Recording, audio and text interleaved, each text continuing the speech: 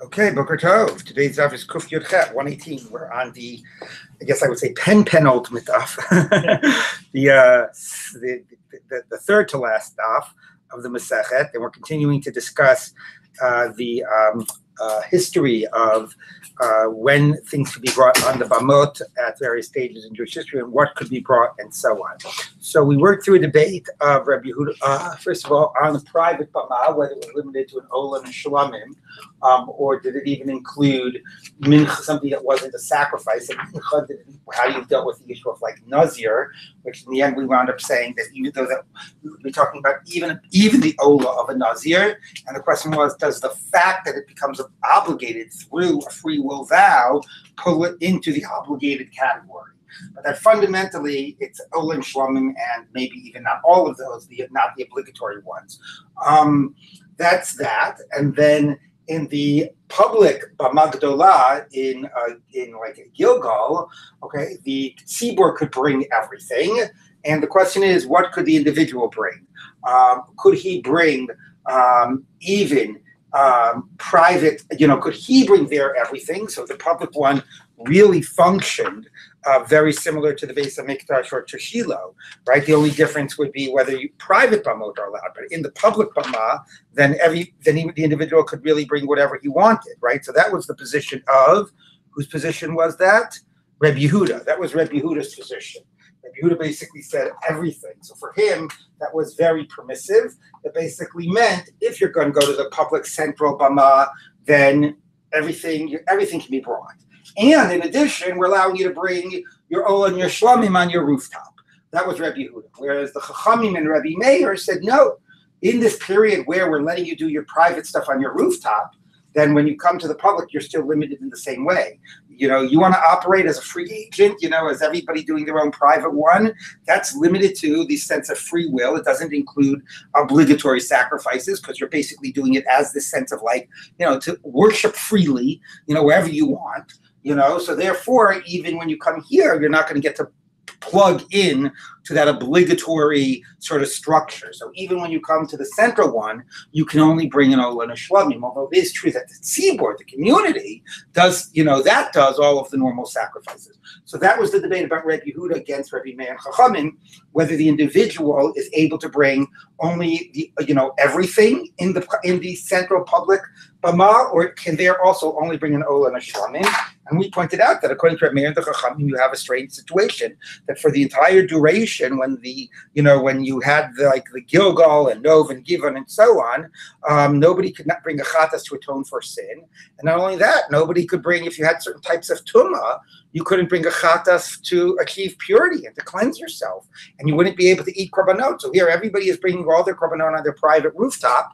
And then there's this whole class of people that aren't able to eat the korban pesach and aren't able to eat any of the korbanot that are being brought during the year because they can't bring this chatas and they can't, purify themselves from the tumah of Yoledes or Zav or whatever. So that's a very strange sort of reality. Rabbi Yehuda's approach is much more expansive and permissive. Now, one thing that I should say that I sort of failed to say yesterday, and David mentioned, is what is the difference? Why was it that in a place like Gilgal and Nov and Givon, if there was a central public bama, and there was a single central public bama, why was it that it wasn't considered like Shiloh? Why were the bamot still permissible? What made its status different than that of Shiloh? And the answer is that in those places, the Aron, they did not have the Aron there. The Aron had been taken. I'm going to discuss that, briefly about how certainly, the Aron was sort of taken captive by the Flishtim and whatever. That's certainly in the Nov and Givon status and so on. Okay, so because of the lack of all having the entire setup, and it makes sense, if there's no Aron, if you think about it, I'm just thinking about it right now, but if there's no Aron, then it's not a central place of God's presence, right? So it's just like me making a bum on a rooftop. So the only difference, it's not really a mishkan. It's not really the place of God's presence. So then it's really just, and this is the phrase the Gemara uses, like a bama ketana or a bama gadola, right? But fundamentally, this place, Gilgal, is no longer like where God is present in any more particular place. It's just the central bama. The bama that we're all, as a community, we're all going to have public worship here. but it's not really, so if it's not really that praise of God's presence, it's not a Mishkan, it's a Bama Gedola, right? So that's really the difference, as opposed to like the Shiloh and the Beis HaMikdash. There really you had the Aron and the sense of God's presence, and that's why, that came with the Isser of Bamos elsewhere. Because if God is fundamentally present in one place, this makes a lot of sense. It's just all clicking for me now. If God is fundamentally present in one place, then you don't have a right to be worshiping elsewhere, right? If that sense of God's experienced presence, whatever that means, is fundamentally in one place. So that's why it has an Isser Bamos. When you don't have the sort of the presence of the Shekhinah in a place like Gilgal, so if God isn't more present in Gilgal than God is anywhere else, you should be able to worship everywhere, right? So in that case, it's really everywhere God is equally present, and everywhere you can offer an Abama. There's just like a Bama Gadol and a Bama Katana, okay? So as opposed to, in Shiloh and Beis HaMikdash, where we speak about that sense of God's presence, so that entails then the fundamental sense of the Isra of Bamos elsewhere. Okay, so that's sort of the basic structure. All right, so now we continue with this sense of within Gilgal, right? We said again, there's this debate. Rabbi Yehuda says that everybody can do everything normal, but the only difference of Gilgal and let's say Shiloh is whether private Bamot are permissible. But in Gilgal, the Tzibur did everything, and the Yachid could do everything he or she wanted either, like with all of the normal Korbanot. Whereas Rabbi Meir and the Chachamim say no, even the Yachid was restricted even in Gilgal to Olon Shlamim. And now we're going to move on to the position of Rabbi Shimon, who restricts even the Tzibur in a place like Gilgal. So let's take a look on Kuf Yud Chet Aleph, about 8 lines down. Amar Mar, Rabbi Shimon Omer. So Rabbi Shimon says, even in Gilgal, you could only bring the Pesach and fixed korbanot, even the tzibur. My time to Rabbi Shimon. What's the reason of Rabbi Shimon? See, the verse says, "Vayasu b'nei Yisrael Pesach b'Gilgal." There you go. They made the korban Pesach. So how does that prove only the korban Pesach? Pshita, because the answer is it's obvious. What? Of course they're going to bring the korban Pesach. Now, of course, okay, maybe it might be obvious that they're going to do it, but the Pesukim want to tell a story. But whatever, that's the question. Maybe why emphasize b'Gilgal? We know they're in Gilgal. I don't know. Anyway, isn't that obvious that you bring the korban Pesach? So Ella hakamashma. This is what it's teaching us. The chovos kein Pesach hu dekarev. Halal kein Pesach lo karev. That really, since the time of Heter Bamot, even Gilgal is not much different than your private Bama. And it's not like fundamentally the Tzibur can bring all the korbanot in Gilgal.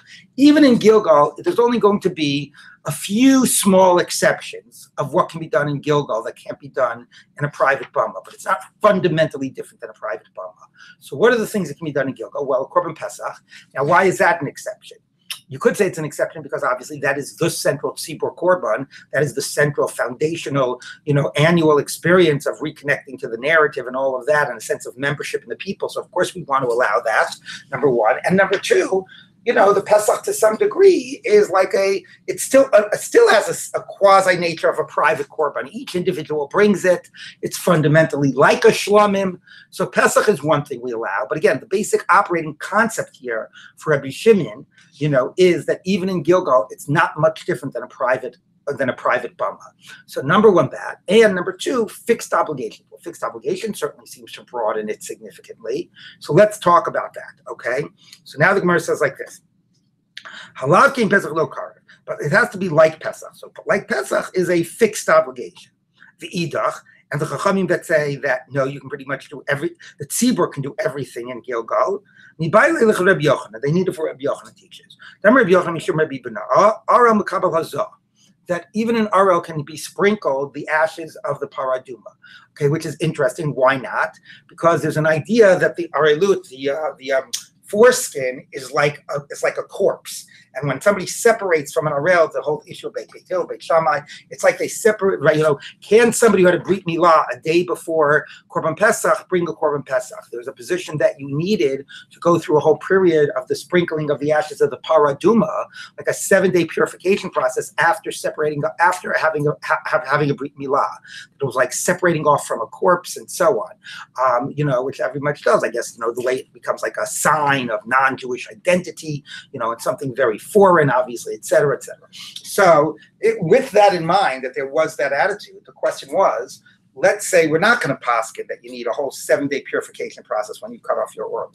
But can you, if we do still have some of that sense about what that orla is about, like an association with a corpse, can we sprinkle on you the ashes of paraduma, and can you go through a purification process of tumas mace while you are also an arel?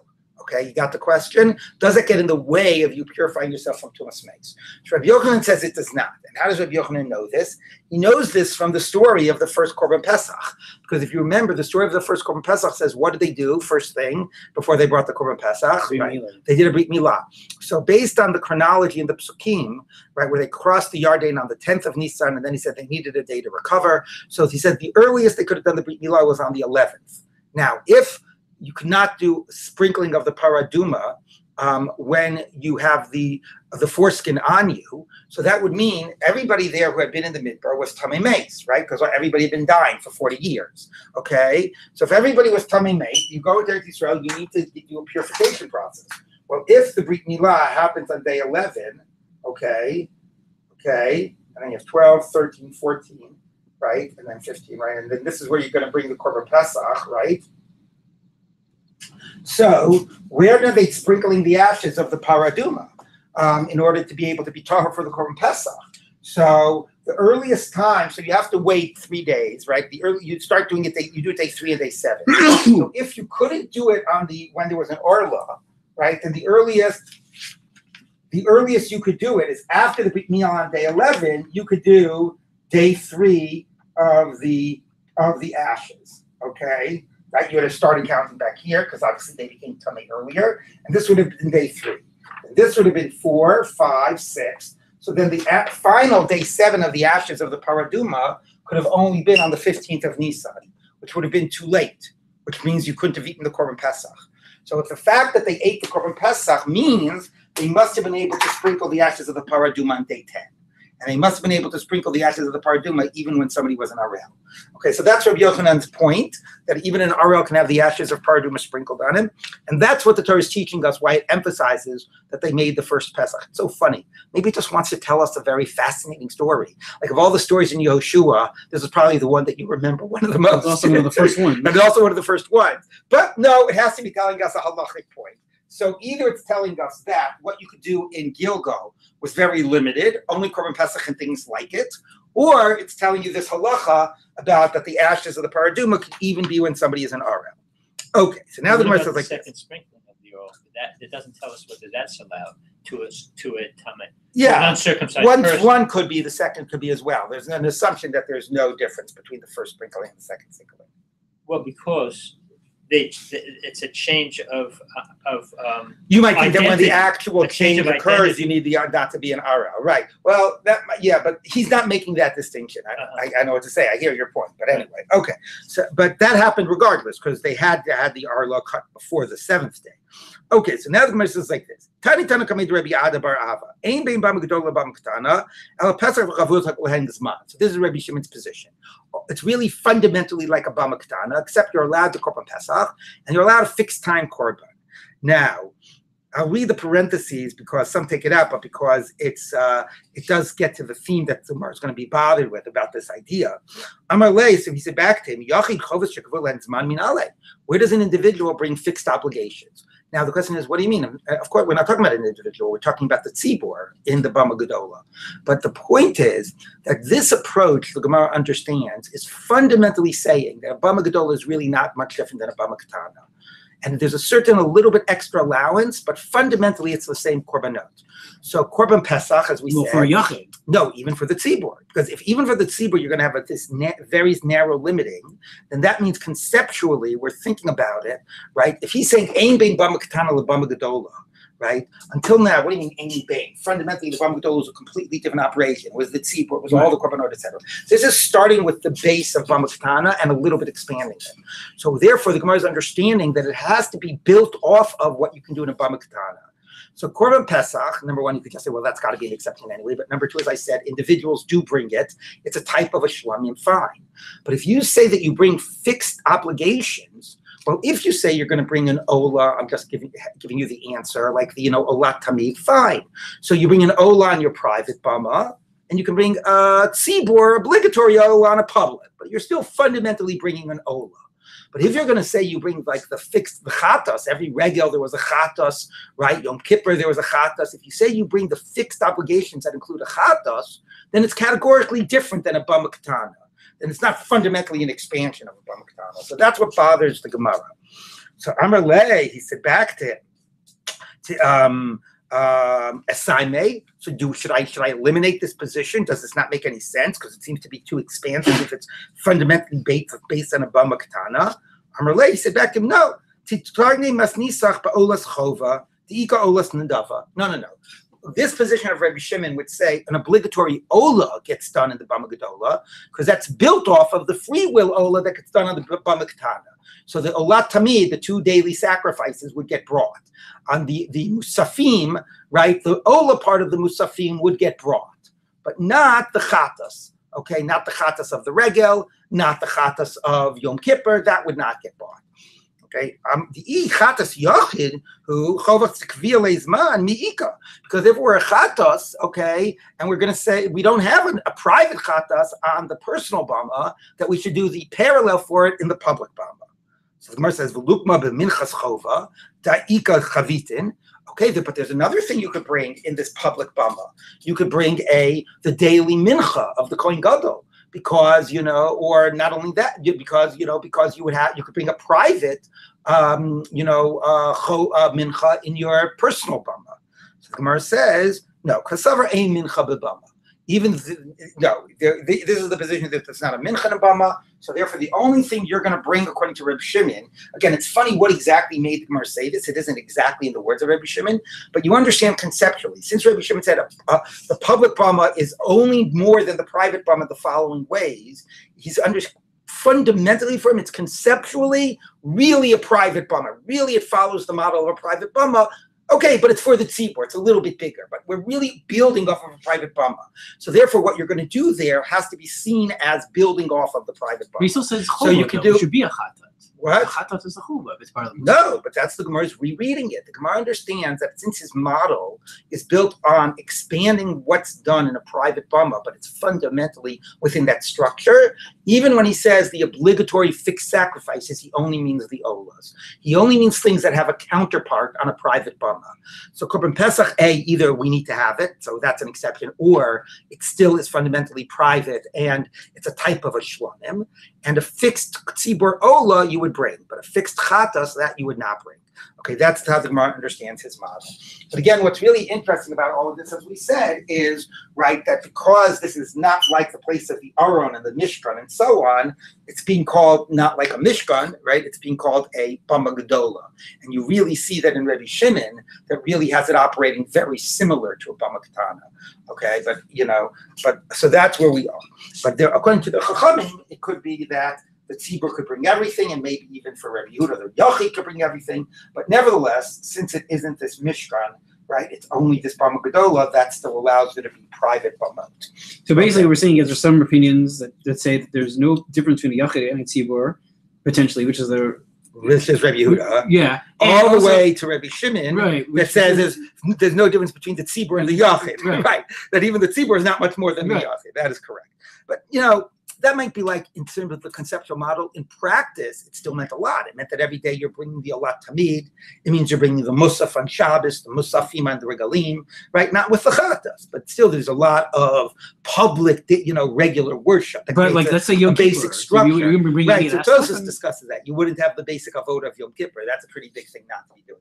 On the other hand, to the degree that is all based on a Mikdash model, if you think about it, right? It's cleansing the Mikdash, and it's cleansing that place where God's Shekhinah is, and that has to be cleansed, and you go into the Kodesh Kodashim, right? So there it makes a certain amount of sense that, right, that you're not going, that's not appropriate for a place like Gilgal, which doesn't have that place of the Shekhinah's presence. Okay, so now the Gemara says like this. Bo Shiloh. Now we're moving off of Gilgal coming to Gilgal going to Shiloh, and Shiloh is where they had the first quasi Beit HaMikdash, okay? So Minani Mili, and there the Bamot were forbidden, and Shiloh operated essentially like a Beit HaMikdash. The only way it operated different is it didn't operate different, but once Shiloh was destroyed, the Bamos became permissible again. And once the Mikdash was destroyed, the Bamos did not become permissible again. Okay. So, Minani Mili, where's this from? I'm Rabbi Chibar Avram Rabbi Yochanan. So first it's saying, where do you know this idea that in Shiloh the base was out of brick, and the top was or whatever stone, and the top was a what do you call it? Like a curtain, not a curtain. What's the word? Yiriyah. Yeah, but this curtain usually talk about like this, right? Not a horizontal. Anyway, whatever it is, it was a cloth covering like they had in the Mishkan. Where do you know that was the structure in Shiloh? Minani Mili. I'm Rabbi Chibar. I'm Rabbi Yochanan. One verse says, "Vativieu Beit Hashem Shiloh," the house, a bayit, which has a sense of like stone. Because and the other says, "Vayitosh Mishkan Shiloh," God abandoned the Mishkan. Mishkan is like the Mishkan they had in the Mikdash, in the wilderness, right? The tabernacle, the tent-like structure. Okay. Ohel Shikain Ba'adam, the Ohel, and there it says explicitly, the Ohel, the tent that God caused to dwell amongst humans. Okay, so what is it? Is it a house or is it a tent? Even it says, "Vayim aspa Ohel Yosef," and when God abandoned Shiloh, He despised the Ohel Yosef of B'Shevet Ephraim Lebacha. Okay, so it's an Ohel. Is it an Ohel or is it a bayit? Haketzad, how do you reconcile this? This is what it was both. Okay, there wasn't a roof, so the ohel, because the word ohel fundamentally speaks about, like ohel ala mishkan, speaks about the roof, right? That's the word ohel is about roofing over something. So that was a curtain. Okay, but the bayit is the surrounding structure. Is the walls. Okay, that was the menucha. It was a resting place. It wasn't the nachalav, which is all for all permanent time, because after that got destroyed, bumps were permissible and it got moved again. We create this in Sukkot. I was actually going to say that. Thank you for mentioning that. Yeah, the very fact that by your sukkah, the halachas of what defines it as a temporary dwelling and what you need to make the schach, it grows from the ground, etc., all focus on the roof, right? The actual structure of the walls can actually be permanent, So absolutely. So, maybe that evokes somewhat of a Shiloh thing, but not a Beit HaMikdash thing. You mean because it's that sense of travel and impermanence, but it's also, it's a nice idea of thinking about that. I mean, most people, the sukkah, even the walls are temporary, right? I understand. No, I mean, these days you get like some pretty I know. These days, yeah. I've seen stuff like these major structures with wood and hammers, and it's like a real, Okay, kutche. Now we get to the other thing that's distinctive about Shiloh, even though all the Kabbalah were brought, because it was not, you didn't have a sense of like Yerushalayim, a city, you had to determine what was the zone in which you could eat the kachim kalim. Kachim, which were in the sort of like the curtains, the courtyard, fine. But kachim kalim in Yerushalayim, you have a city that's around it, and that defines the next zone of the Mikdash. Okay, what would it be by Shiloh? Now you could say, well, how about the city of Shiloh?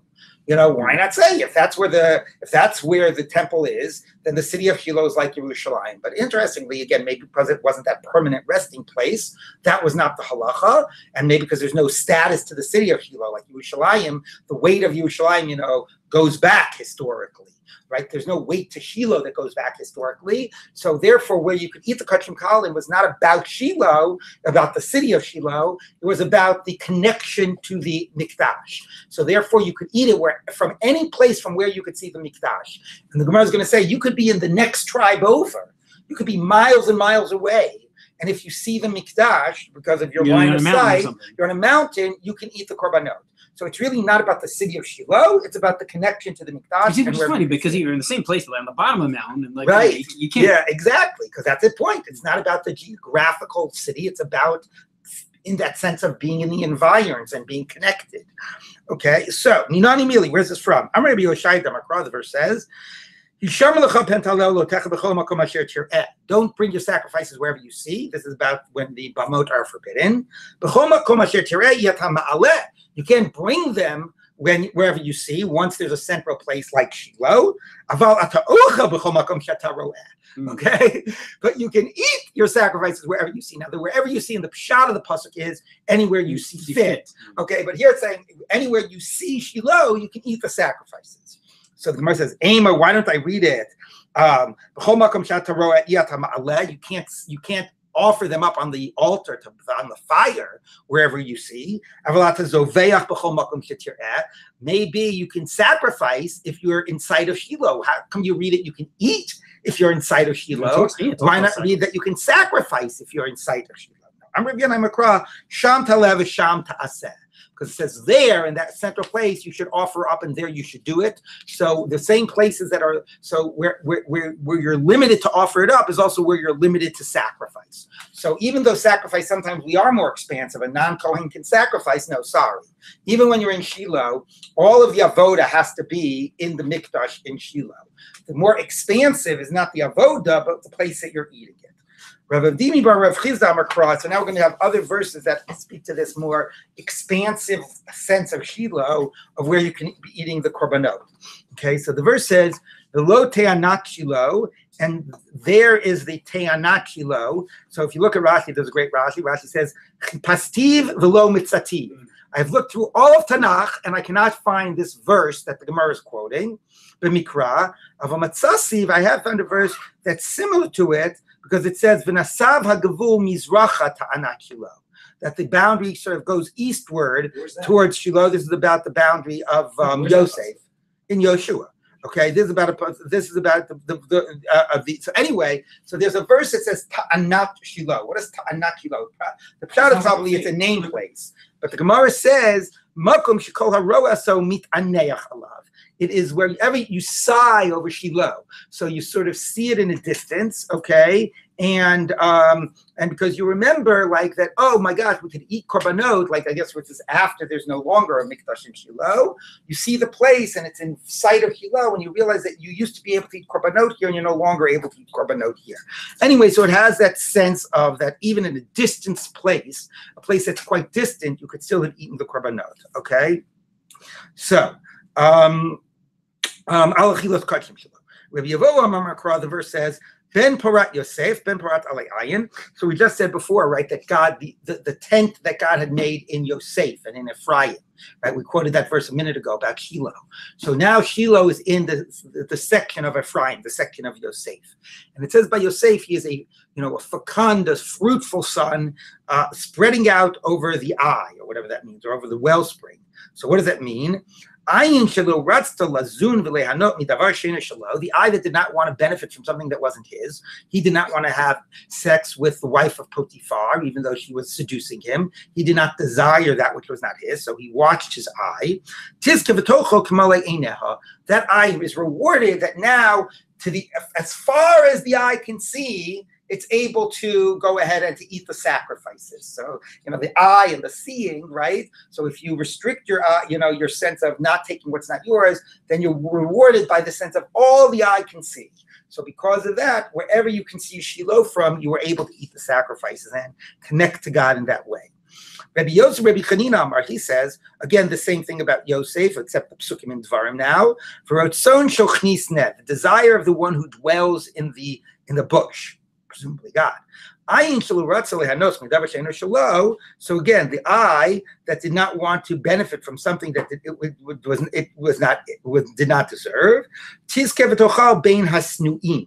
this is again shochni sineh, not reading sineh as the thorn bush, but as the sonim, those that hated, right? Because we have that by Yosef. The brothers hated Yosef. That's a verb that's actually used, right? So that means that you are rewarded that now somebody can be in a different tribe, can be in the territory of a different tribe, one of the other brothers' tribes, who throughout your life, you, Yosef, felt the sort of the antagonism and the hatred, the animosity. Now you are going to be so rewarded, you're going to stretch out, that your power eventually will be felt even in the territory of the other tribes. That somebody could be sitting in Yehuda, right, and eating korbanot because of their connection to Shiloh, because they're in a high place and they can see Shiloh and they can eat the sacrifices connecting to the Mishkan in Shiloh because even being present in another tribe. That's how far you're rewarded. Okay, now Tana. Okay, so anyway, those are nice little midrashic points, but that's the idea, that you don't even have to be geographically close; you just able to be able to see it. We taught in Brisa, Roa Sha'amru, when they said you're able to see it, okay, Roa Kulo, Roa Kulo. You have to be able to see it, all of it, it sounds like, although the Gemara is going to talk about exactly whether that means all of it, okay, but the next line is, V'lo ha'mafsik beino leveno. Not if there's something interrupting, which basically means you could be 100 feet away, but there's an obstruction. So it has to be without an obstruction. So, that means it could be extremely far, and you could still eat, but it could be very close and you can't eat because there's something obstructing your sight. So now the Gemara is going to, let me give you an example, a concrete example. Could go in Beis Nishta de Ma'on. Like the synagogue of Ma'on, if you're there, maybe that was on a high place. They would build their synagogues on high places. And even though that's far away, since you can see Shiloh, that's a place you could be eating from. Amar Papa, Rosh Amru Lo Roa Kulo, and this is why the earlier Braita, there's a question about the Girsa, because the earlier one said you see the whole thing, and now the Gemara is saying actually you don't have to see the whole thing. So that's why there was a question of the Girsa. Lo Roa Kulo, you don't have to see the whole thing. El Roa Mikzato, even if you only see like a little piece of Shiloh, that's okay. Now, by the way, I've been saying that what it means to see it means that you can see the Mishkan wherever you are. But the actual thing of seeing Shiloh might sound like it means that you can see the town of Shiloh. Okay, I'm assuming it means that you can actually see the Mishkan. You can actually see where the Mikdash itself is built. But I do want to point out that the simple meaning here is it says that you can actually see. It sounds like it's saying you can see Shiloh itself. Okay, which then would be funny because a minute ago I was talking about how, there really wasn't a status to the town of Shiloh the way there was a status to Yerushalayim. But if what connects you to the Mikdash is seeing the town of Shiloh, not seeing the Mikdash, then that is a little bit significant. It does give like status to the actual town. Okay, so now the Gemara says like this. By Rabbi Papa, Rav Papa, who liked asking these types of questions, asked the following question: Omed v'roa yoshe ve'ena roa mai. If when you're standing, you can see it, but if you're sitting, you can't. Okay, is that considered that you are in a place where you can see it? Now you can ask the question. Does that mean can I eat my korbanot when I'm sitting? Maybe, or can I eat them when I'm standing, but not when I'm sitting? Or should I say that no? Because when I'm standing, I can see it. I can even eat it sitting. Or should I say the opposite? Since when I'm sitting, I can't see it. I can't even eat it when I'm standing. You don't know which way to go with that question, right? Okay. By Rabbi Yirmiyah, now Rabbi Yirmiyah asked. Rabbi Yirmiyah even more liked asking these types of questions. Let's say you're by a wadi. A wadi would be like a deep crevice, right? So if you're at the top of the wadi, you can see Shiloh. If you go into the wadi, you can't. What's the story now? I don't understand why that's such a question. Fine, at the top of the wadi, you can eat it. At the bottom of the wadi, you can't. But I don't know, maybe he felt that conceptually we view that all as one location, right? And therefore, maybe you have to have one ruling for both. Anyway, the Gemara says, take it. We don't know. Yazar of Dimi, when Avdimi came from Israel, I'm a Rebbe, said the name of Rebbe, B'shloshim komas sharsa Shechina Yisrael. It dwelt in 3 places. Again, this is the idea, right? That in Shiloh, it's actually where like the Aron was, and and so on. So it dwelt in 3 places. B'Shiloh, in Shiloh, V'Nov Givon. Now Nov Givon is strange because Nov Givon, as we're going to see, that was the period actually when the Aron wasn't there. But he's still calling it a place of the dwelling of the divine presence, which is fascinating because even though the Bama Gdola was in Nov and Givon, it really wasn't where the Aron was. So that's strange, and the Gemara never fully unpacks that. Okay, Ubeit Olamim, the Beit HaMikdash. But his bigger point was these were the 3 major locations, or the 4, Nov and Givon are really 2, locations from Shiloh onwards of where the Mikdash was. Right, Shiloh, Nov and Givon, and the Beit HaMikdash. And here's his Chiddush. All those 3 were in the portion of Binyamin. Now, if you might remember when we talked about the Mikdash, we talked about how, a piece of the Mizbeach was Yehuda, but basically it was Binyamin, right? The Yehuda and Binyamin sort of juxtaposed right along the lines in the Mikdash. But now, to saying that Shiloh is Binyamin, we just quoted Psukim that says Shiloh is Yosef. So he's claiming Shiloh, Nov and Givon, and Yerushalayim are all in Binyamin. So really? It sounded like a minute ago we were saying it was Yosef. So Isn't Binyamin Yosef? I mean, no. I mean, it's his brother. It's that section of the family, but it's not. It's a different tribe, right? Right. So, I mean, so we said it was Ephraim, and here it's saying Binyamin. So that's going to bother the Gemara. The Gemara says, Shenemar, but anyway, he bases this not on Pesukim in Yehoshua that describe where things were, but based on the following pasuk. Chofef alav kol hayom. God hovers over Binyamin the entire day. All of the places of God's hovering presence are always within Binyamin. So now the Gemara says, 1 minute. When Abai went, Amar Kamed Rav Yosef, he said this teaching over in front of Rav Yosef. Amar, so Rav Yosef said, the Chaylil had one son, presumably Chaylil was Abaye's father. Okay, he had one son. V'lo mitkin, and this one son can't get things right. Okay, so meaning what a silly thing for you to say, Abaye, even though Abaye was just saying it over. But he says you should have realized this is wrong. Why? The Haksiv, the verse says, "Vayitosh Mishkan Shiloh." He got abandoned the Mishkan of Shiloh. He makes it clear that it means he's abandoning his place in Yosef and in Ephraim, not in Binyamin. Shiloh's in Yosef. Why is it's quite funny, by the way, it's Rav Yosef. It just occurs to me who's taking offense here. But anyway, why is Rav Yosef so upset that this teaching of Rav Dimi was Binyamin, and the Psukim make it clear it's Yosef? Well, we can solve that problem. How can we solve the problem? Why is that difficult? Maybe it was split just like by Yerushalayim. The Shechina, where the Aron was, or maybe where the Mizbeach was, that was Binyamin, okay? And Yosef's portion went right up to that. Included the place that the Sanhedrin was. It's fascinating. The Gemara imagines the Sanhedrin dwelt in Shiloh as well. That they had a place in the Mikdash in Shiloh. But whatever, maybe they juxtaposed. Just like it did in Yerushalayim. All right. So the Gemara says, we find the same thing like in the base of Mikdash. The Shechina b'chelko shel Binyamin. The Shechina is in Binyamin's portion. The Sanhedrin b'chelek Yehuda, and the Sanhedrin right up to the Mizbeach is the Yehuda section. So maybe that was the same thing here. It was a split of Yosef and Binyamin. Amarle, he said back to him, Hachi Hashem. What type of comparison is that? Hasam mikarven nachlos kabi hadadi. There, Yehuda and Binyamin are juxtaposed. They're portions. Hacha mi mikarven. So since when are they juxtaposed? So if you look at a tribe of let me see if I can pull one up. A tribe of the division of the Shvatim. Hold on. See if I can quickly find one.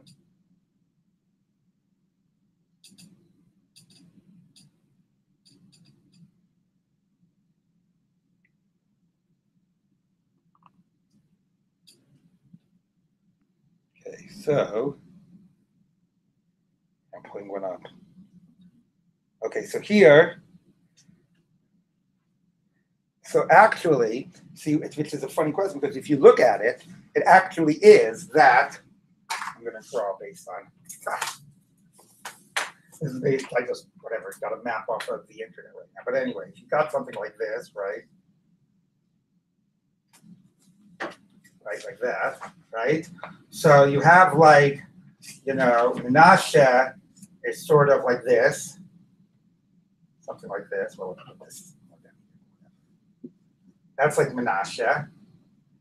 Okay, this is Ephraim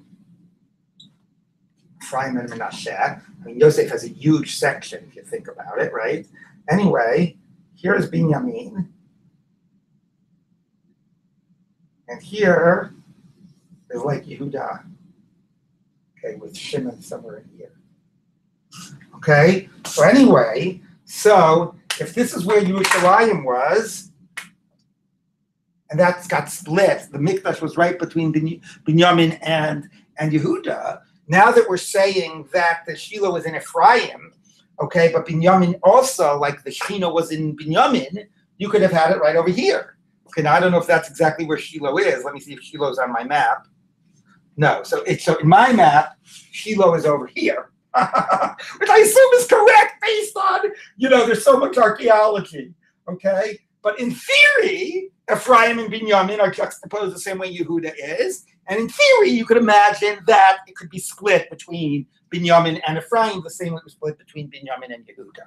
So that's the Gemara's question, okay? So let's see what the Gemara says. Okay, by Yehuda and Binyamin, they were juxtaposed. The portions. Since when here are they juxtaposed? The Gemara says, so what do you mean? They could be juxtaposed.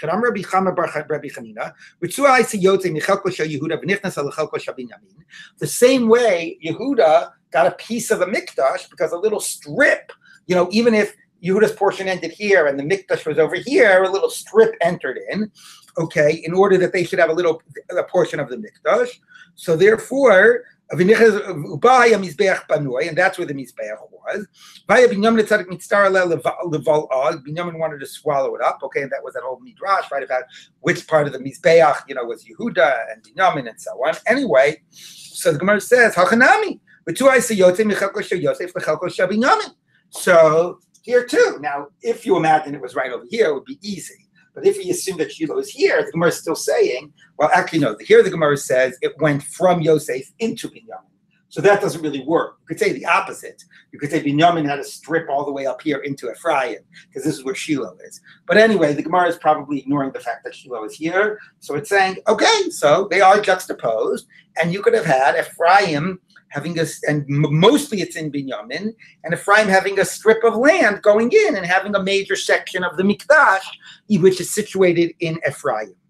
Okay, V'hainu Tichsiv, Yotzes Michalko Shel Yosef, I'm sorry, it's situated in Binyamin. So you could imagine a strip going out from Ephraim and you could imagine Shiloh being in Binyamin, and it's fundamentally in Binyamin, the same way the Mikdash was, and a strip going out from Ephraim and getting a major portion of it.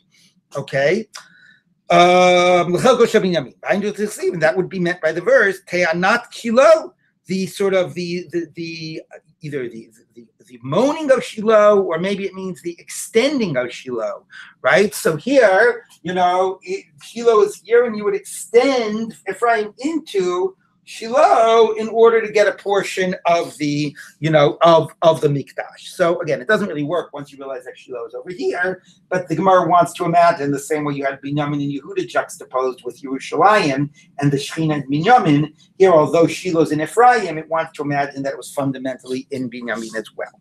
What's the significance of the contrast between Yehuda and Ephraim here in terms of sharing the space with Binyamin? Is there any significance? You mean the contrast, or you mean the parallel?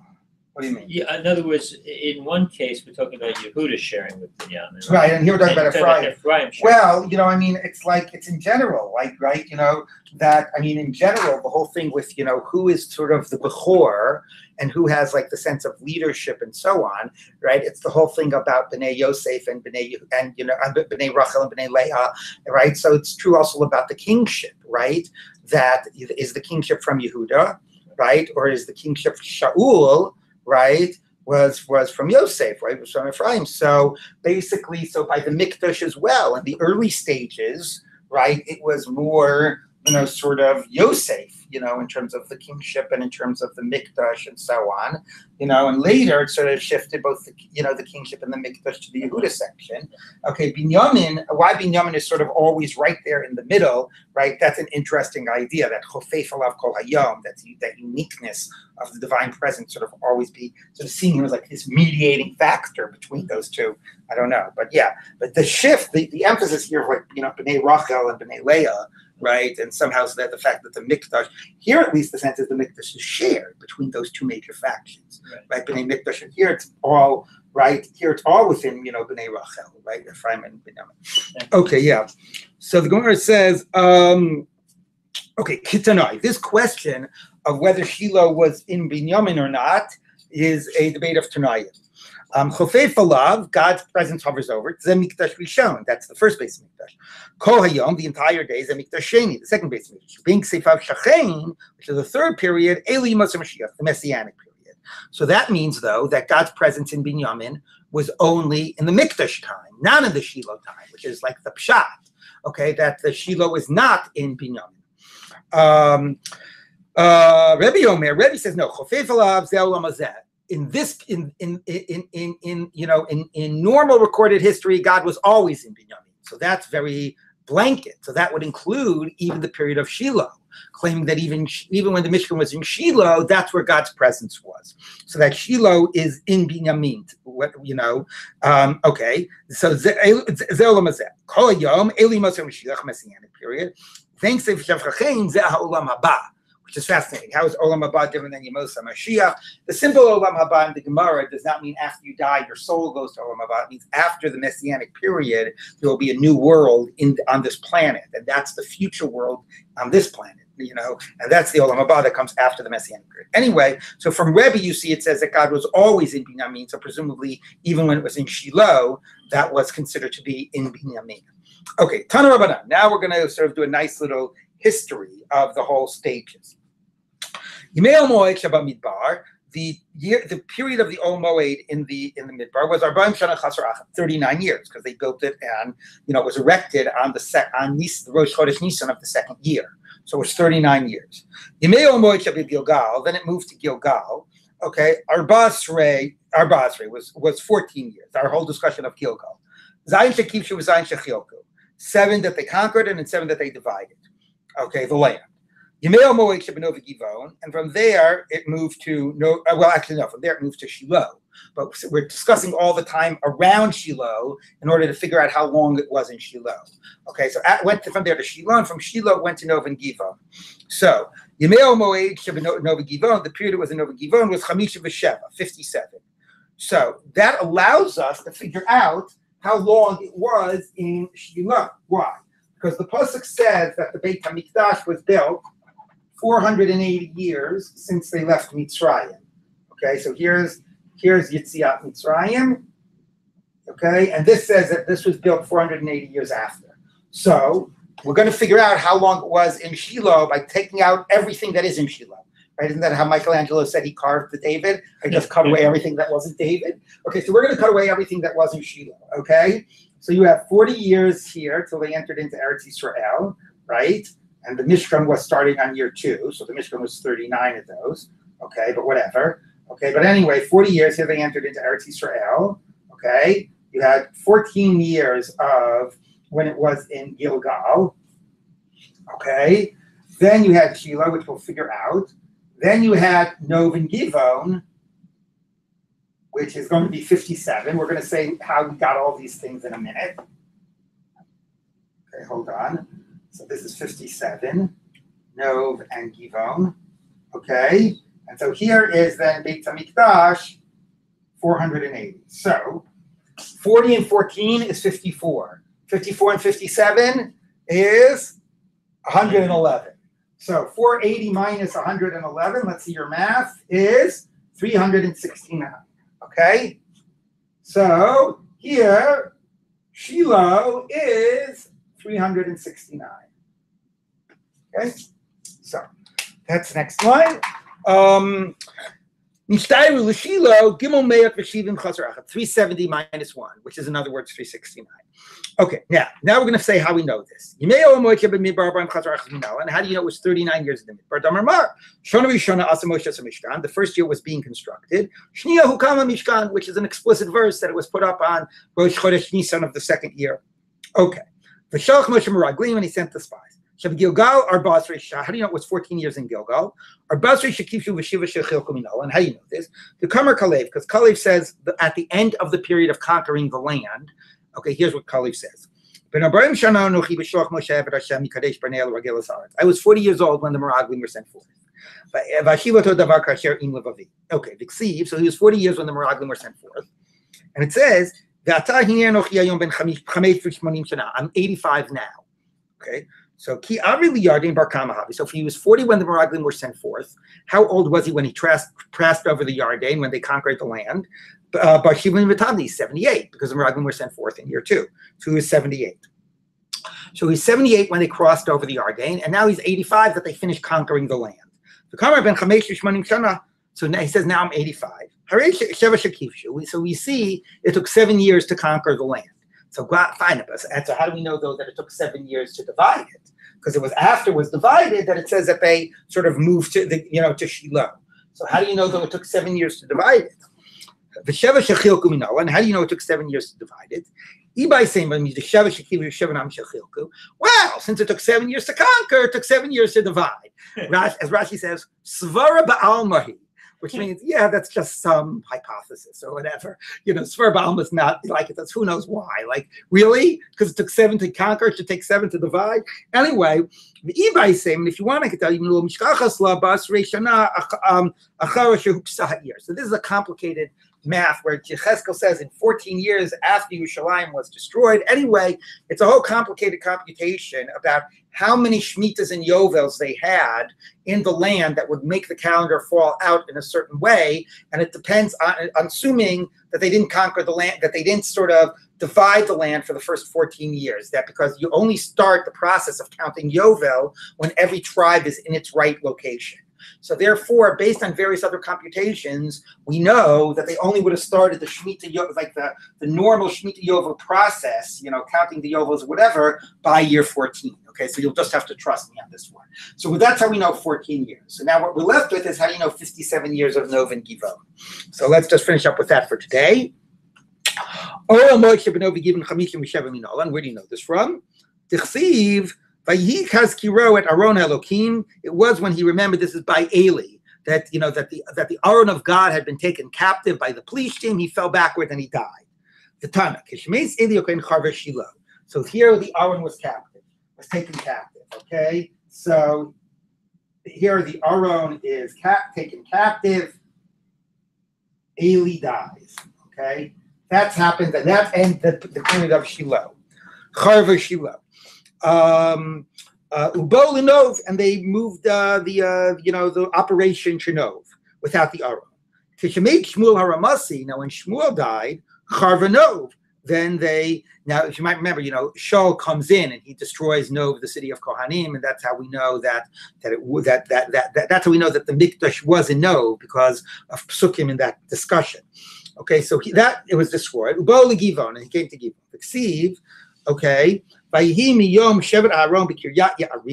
From the days that the Aron was in the Kiryat Yarim, it was 20 years. So we really didn't need the whole discussion about. Well, I mean, it was interesting. When did it move from Nov to Givon and so on? But the key of knowing the total years is based on this pasuk.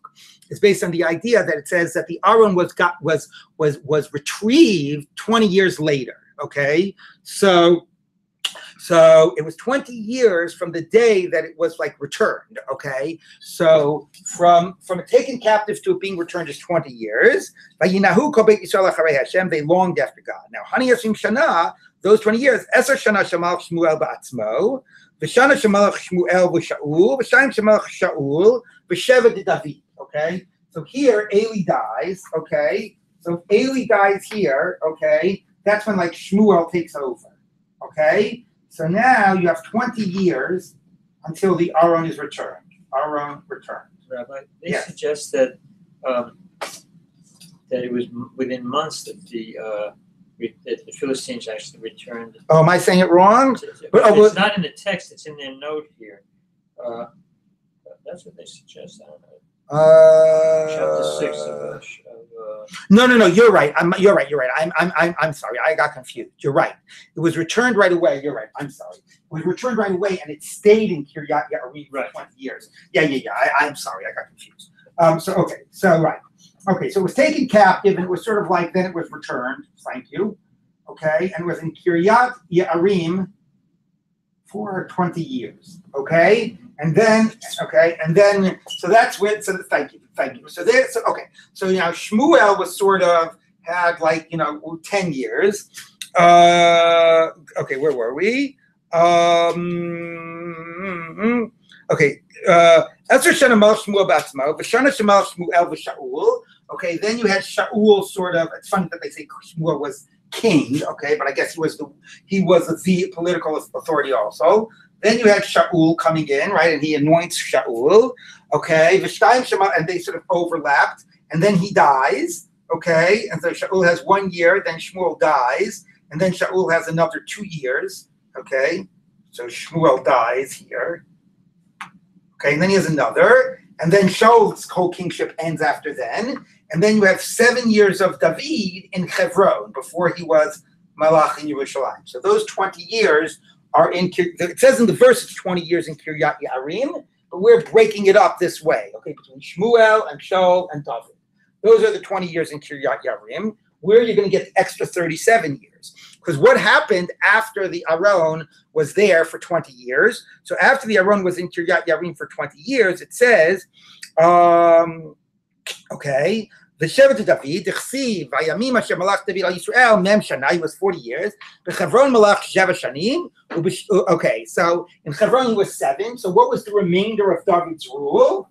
37 years, okay, right? I'm sorry, 33 years, right?